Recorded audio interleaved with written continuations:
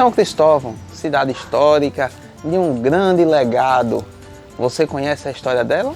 Claro que sim, mas hoje eu vou lhe levar por uma parte mais importante, a história da ferrovia em nossa cidade. Convido você para conhecer, a partir de hoje, a série São Cristóvão nos Trilhos da História. Entrevistas, depoimentos, lembranças, que será passado inteiramente para você na íntegra. Seja bem-vindo, São Cristóvão, nos Trilhos da História. Olá pessoal, estamos aqui mais uma vez para mais uma entrevista, né? Saber um pouco mais dessa história, dessa linda ferrovia e sua relação com essa cidade, São Cristóvão. E por que não a gente buscar pessoas que conviveram e viveram diretamente com a ferrovia? Hoje a gente vai ter um olhar mais aguçado sobre como funcionava esse sistema e sua relação com o município, com ele, Joel, uma pessoa que trabalhou muitos anos na ferrovia e, como você pode ver, está com capacete, né, da antiga Refesa. A Refesa foi fundada em 1957 e teve sua privatização, né, entrou no projeto de privatização em 92 e foi privatizada em 96, quando as empresas concessionárias assumiram. Dentro desse tempo, a gente tem o seu Joel aqui que vai falar um pouco dessa história. Seu Joel, a gente sabe que essa ferrovia teve um papel muito importante para a nossa cidade.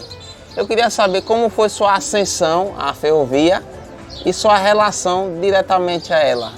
Primeiro de tudo, eu quero agradecer a Deus o espaço de estar aqui sendo entrevistado por a senhora Mira e esse jovem dinâmico que é Matheus, criador de um grande projeto para a nossa cidade, não só para São Cristóvão, como para o estado e para o Brasil. Mas Matheus é uma pessoa dinâmica com grandes projetos para o jovem de São Cristóvão e desse Brasil. Quero agradecer a Deus, a Senhor do Espaço, que a grande imagem dele permanece ali. E segundo, quero dizer que sou um ferroviário hoje aposentado. Fui aposentado em 98, onde Matheus acaba de falar da privatização da rede ferroviária, que já aconteceu no ano de 1998.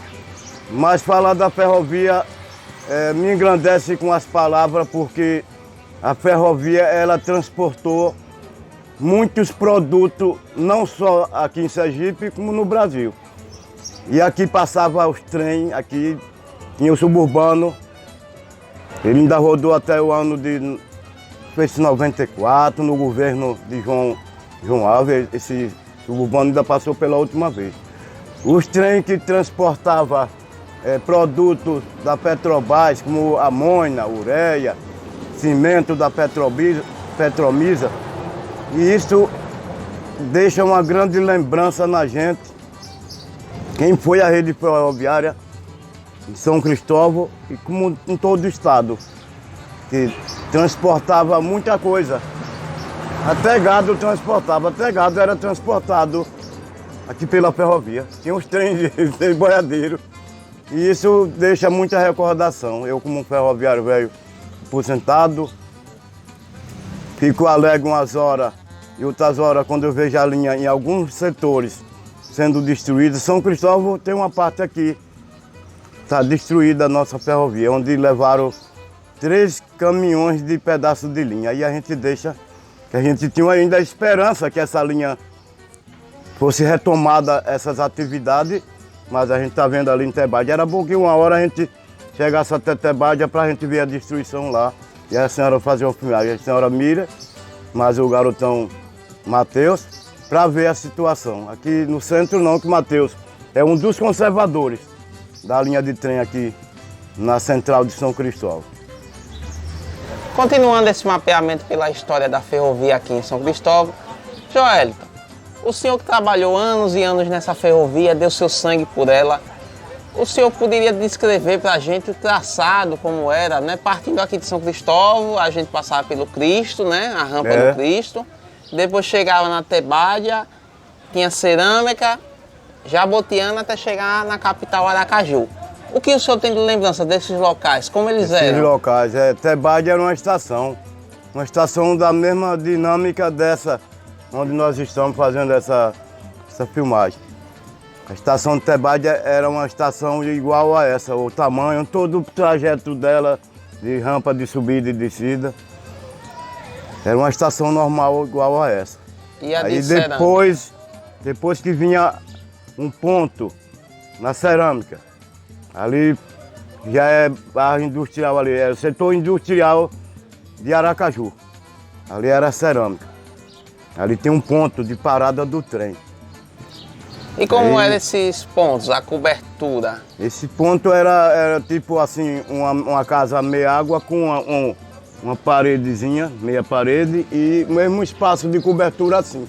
Só que ele não era estação, era o ponto de parada. Entendi, um local mais simples, né? Mas que pudesse... Mas tinha uma mini calçada da espessura dessa, era a mesma altura, a espessura da calçada no ponto do trem. Entendi, então servia para que pudesse a composição, né, de Ele parava aqui, ele carga, parava o né? trem, sempre parava ao lado, nesse mesmo sentido assim.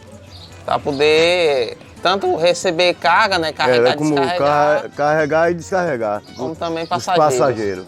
Entendi. E em relação à região descendo sentido sul, nós tínhamos a colônia... Sim, mas nós ainda tem a Jabutiana. A Jabutiana Ah, tem um outro isso. ponto.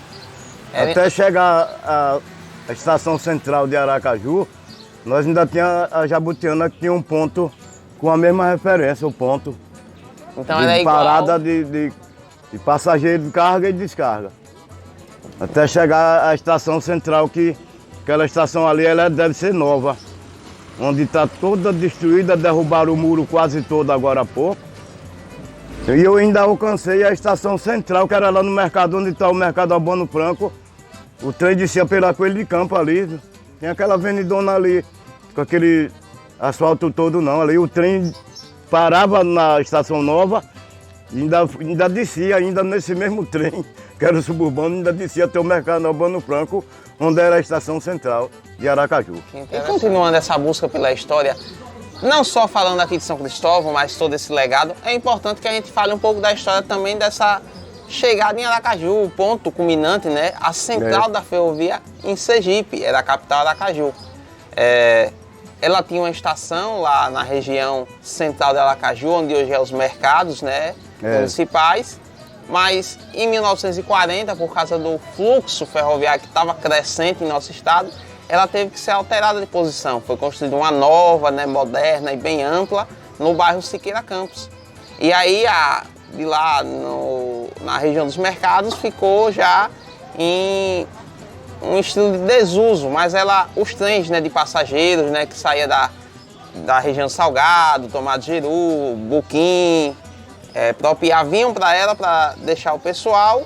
E aí tinha a feira ali em volta, o pessoal comercializava esses produtos. E quando era no final da tarde, esse trem retornava.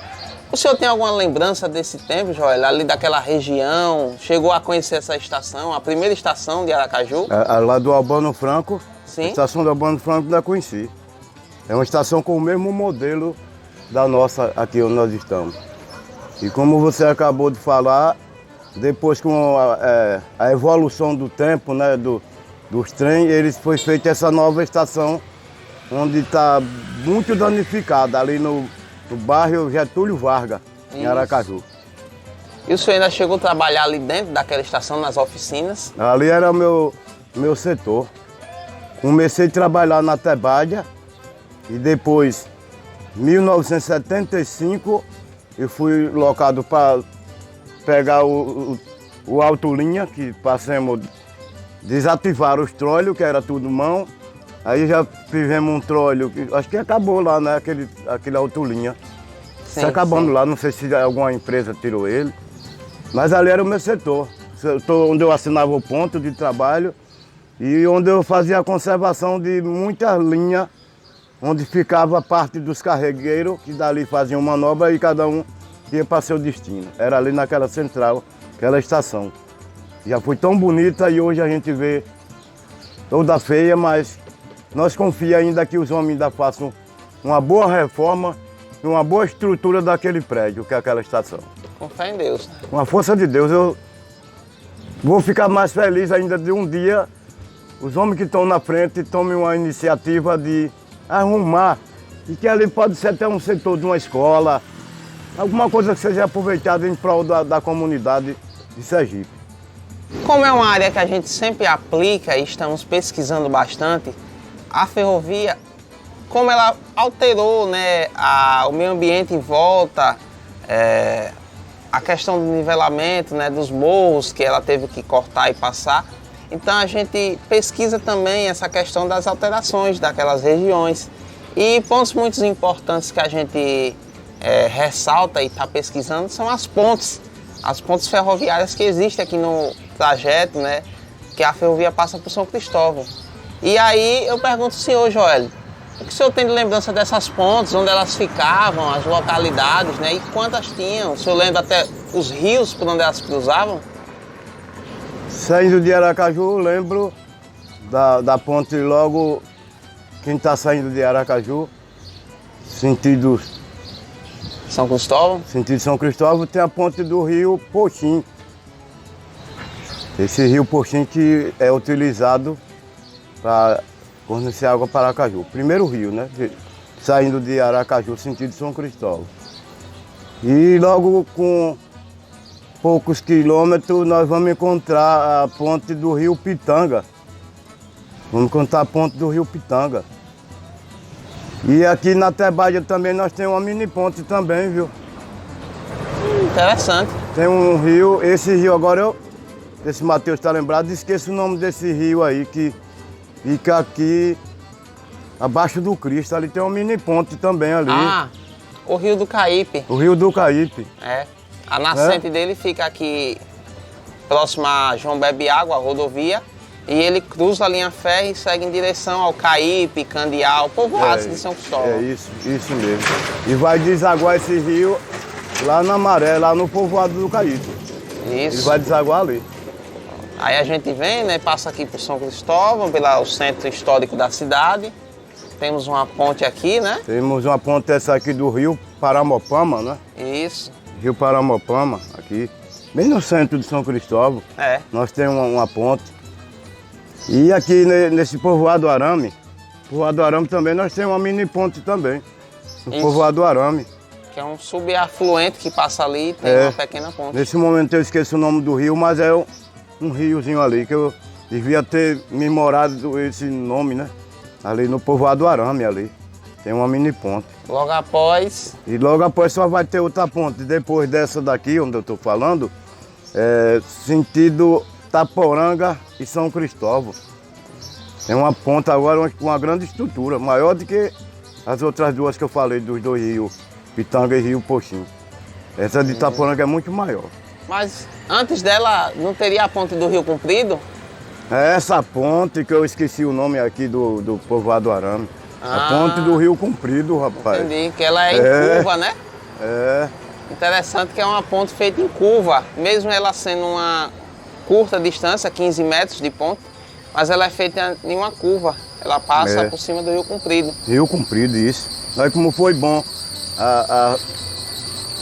seu complemento, né? Que eu tenho alguma coisa que está me faltando do conhecimento memória, dos nomes, né? Isso. Aí depois a gente vai, depois do Rio Comprido, só vamos ter a ponte do Rio Bazabaí. Que é a maior, né, na região. Essa é a maior da região. É uma ponte de metal armado, ela é bem antiga, mais ou menos da época da década de 50. E ela tem mais ou menos 200 metros de comprimento. É uma longa ponte. Isso, e os pilares... No sentido linha férrea, é uma grande ponte dentro desse trajeto que nós estamos falando de Aracaju a Itaporanga. Então, já falamos sobre pontes, falamos sobre as estações, sobre o seu traçado e agora vamos falar um ponto bem importante. O seu trabalho. Matheus, voltando ao assunto, eu não estou cortando seu assunto, queria voltar que nós ainda temos o rio, próximo ao Rio Itacacete, onde tem uma mini ponte também. O qual rio? Pode falar. Como é o nome daquele rio ali? Chegando em Rio Itacacete tem uma mini ponte também. Então, aquele é o Rio Comprido. O Rio Comprido não é esse daqui não? Não, o de cá é o Miranda. Rio é da ponte do Miranda. Isso. E essa outra agora que eu tinha Voltei a mente no computador e lembrei que Rio Tacacete tem uma ponte com a estrutura do mesmo jeito dessas duas daqui, do Rio Poxim e a de... Elas foram trocadas em meados dos anos 60, né? Teve um melhoramento da via.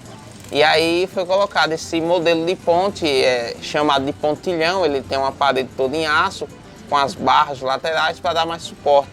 Então foi feita a troca aqui da ponte que fica sobre o rio Paramopama, sobre o rio que fica sobre a ponte sobre o rio Miranda e sobre o Rio Comprido. Ela segue esse mesmo modelo.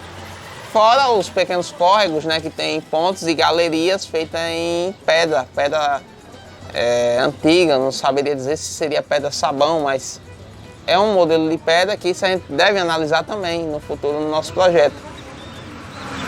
Já ressaltamos a importância da ferrovia, né, as questões com pontes, estações, localidades, né, um pouco dessa história. Joélio, o senhor citou o trole e o alto de linha. Trole, para mim, que já trabalho um pouco com essa questão, né, de ferrovia, conheço um pouco. Para quem não sabe, o trole era um pequeno veículo, né, que os ferroviários naquela época utilizavam para manutenção da via. Ele não tinha motor, mas era empurrado na mão. Isso. 4 homens empurravam o trole. Era 2 em cima do trilho e 2 que tinham um pau assim forçando para que ele andasse. Que bacana. E o tróleo, ele era tipo uma banca, tipo uma bancada com 2 partes assim, Matheus, aqueles bicos que era pra gente pegar ele, pra botar em cima da linha e tirar. Ele era uma banca e tinha um pau com um furo. Tinha um furo na banca e um pau com a borracha, não sei se você ainda chegou a conhecer. Esse pau com a borracha que a um daqueles que ia empurrando o tróleo, ele freava. Entendi, então a borracha servia para dar atrito na roda. Atrito na roda para segurar. Que bacana, é interessante essa história. O trole. E aí, com o passar do tempo, né, o senhor foi progredindo dentro da empresa e aí passou a trabalhar nos autos de linha, não foi isso? Foi, passamos a ser transportado por auto de linha. Eu cheguei aí para Aracaju, 10 anos que eu passei aqui na Tebádia, sentido Tebádia Aracaju. Passei 10 anos. E a outra parte dessa temporada que eu passei, essa temporada boa nessa rede ferroviária, já foi andando em alto de linha. E mudou o sentido, que eu passei a trabalhar de Riachuelo até Itabaianinha, transportado nesse alto de linha. Interessante, quer dizer, o senhor trabalhava em um trecho menor, né, reduzido. Era um trecho aqui menor, 10 quilômetros. Passou a trabalhar quase em todo o trecho da ferrovia. Foi. Porque a ferrovia dentro de Sergipe, ela tem quase 400 quilômetros só dentro do nosso estado. Quer dizer, o seu Joélio trabalhava em um trecho que era de São Cristóvão a Aracaju, mais ou menos, isso, né, 10 a 20 quilômetros, e passou a trabalhar em um trecho de mais de 300 quilômetros. Isso. Você vê o que é a modernidade. A gente tinha o trole, que era impulsionado força humana. E aí chegou a modernidade e veio o alto de linha. O alto de linha que já utilizava de motor de caminhão, de carro, de motor caminhonete. De Mercedinha. Isso. E motor aí de Mercedinha. Pôde aumentar a capacidade. Em vez de 6 funcionários, podia levar até 15, 20, né? É isso mesmo. Muito bacana. E a gente não pode esquecer de ressaltar aonde a pessoa nasceu, sua história, né? Suas raízes. Seu Joélio, onde o senhor se criou, onde o senhor morou aqui em São Cristóvão, como foi sua interação, né, com a cidade, a ferrovia? Explica aí um pouco. A minha vida, a maior parte da minha vida eu passei no alto da favela, onde alguns projetos que foram feitos dentro da cidade tentavam mudar o nome, mas até hoje botaram o nome de Boa Vista, Alto da Boa Vista, mas para o conhecimento do povo, se disser o Alto da Favela, todo mundo já sabe onde é situado, é sentido Campo Novo. Sentido Campo Novo, o Alto da Favela, onde a mulher que eu convivo com ela há 42 anos, ela ainda tem uma casa no Alto da Favela. E foi ali onde nasceram meus últimos dentes. Eram os dentes quiro, esses dentes traseiros aqui da boca. Nasceram no Alto da Favela. E passei a amar essa cidade. com o desenvolvimento desse tempo todo que eu tenho aqui dentro de São Cristóvão.